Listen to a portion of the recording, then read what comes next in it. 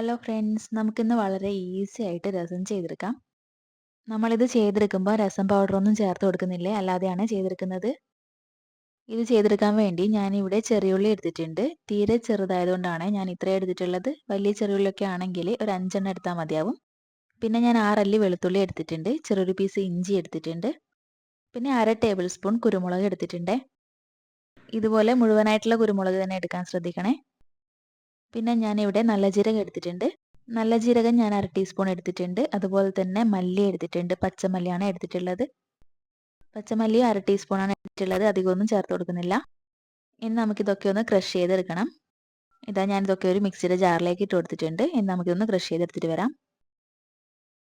ഇതുപോലെയാണ് എടുത്തിട്ടുള്ളത്. അധികം അരഞ്ഞു പോകാനൊന്നും പാടില്ല. ഇതുപോലെ കിട്ടണം.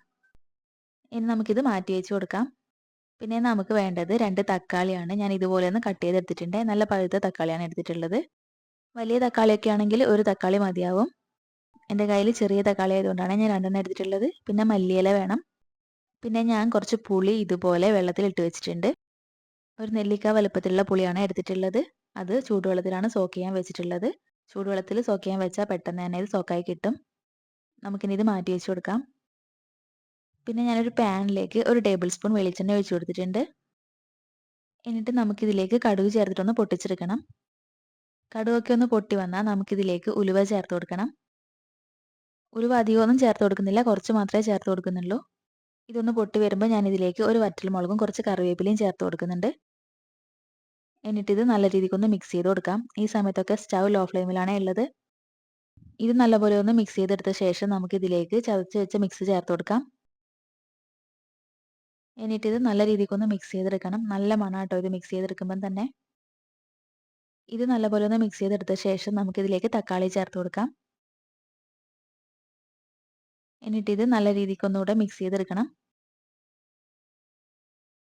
നല്ല പഴുത്ത തക്കാളി ചേർത്തുകൊണ്ട് തന്നെ പെട്ടെന്ന് തന്നെ കുക്കായി കിട്ടും. നമുക്ക് നല്ലപോലെ ഒന്ന് മിക്സ് ചെയ്ത് കൊടുക്കാം. ഈ സമയത്ത് ഇത് വേണമെങ്കിൽ ഒന്ന് അടച്ച് വെച്ച് കൊടുക്കാം. അങ്ങനെയാണെങ്കിൽ പെട്ടെന്ന് തന്നെ തക്കാളി കുക്കായി കിട്ടും. ഇവിടെ തക്കാളിയൊക്കെ നല്ലപോലെ കുക്കായിട്ടുണ്ട്. ഞാൻ ഇതുപോലെ ഒന്ന് അടച്ചു കൊടുക്കുന്നുണ്ട്. ഇനി നമുക്കിതിലേക്ക് പൊടികൾ ചേർത്ത് കൊടുക്കണം.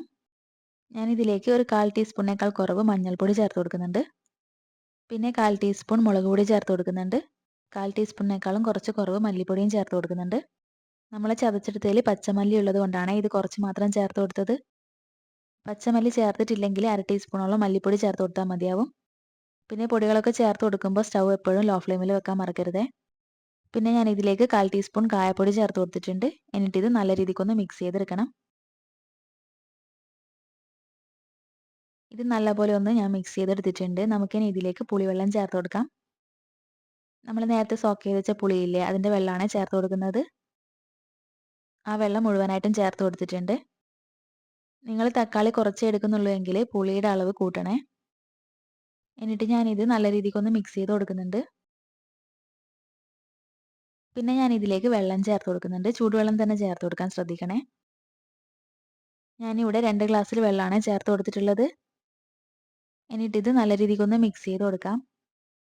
പിന്നെ ഇതിലേക്ക് ആവശ്യത്തിന് ഉപ്പ് ചേർത്ത് കൊടുക്കണം.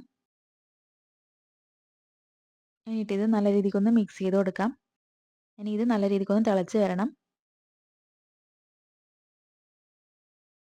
ഇവിടെ ഇത് നല്ല രീതിക്കൊന്ന് തിളച്ച് വന്നിട്ടുണ്ട്. കുറച്ച് ടൈം ഇതുപോലെ നല്ല രീതിക്ക് തിളച്ച് വരണം. ഈ സമയത്ത് ഞാൻ ഇതിലേക്ക് കുറച്ച് മല്ലിയിലയും കൂടെ ചേർത്ത് കൊടുക്കുന്നുണ്ട്. എനിക്ക് മല്ലിയില ഇഷ്ടമായതുകൊണ്ട് ഞാൻ കുറച്ചധികം ചേർത്ത് കൊടുക്കുന്നുണ്ട്.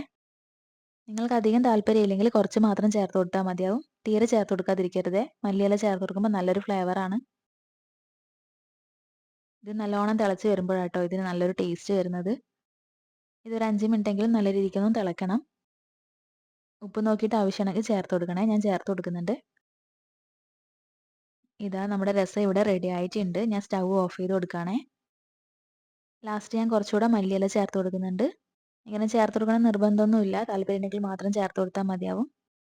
അപ്പം വളരെ ഈസിയായി ചെയ്തെടുക്കാൻ പറ്റുന്ന രസം ഇവിടെ റെഡി ആയിട്ടുണ്ട്. എല്ലാവരും ഒന്ന് ട്രൈ ചെയ്ത് നോക്കണം. പിന്നെ നമ്മുടെ വീഡിയോ ഇഷ്ടമായിട്ടുണ്ടെങ്കിൽ ഒന്ന് ലൈക്ക് ചെയ്യാനും നമ്മുടെ ചാനൽ ഇതുവരെ സബ്സ്ക്രൈബ് ചെയ്തിട്ടില്ലെങ്കിൽ ഒന്ന് സബ്സ്ക്രൈബ് ചെയ്ത് സപ്പോർട്ട് ചെയ്യാനും മറക്കരുതേ.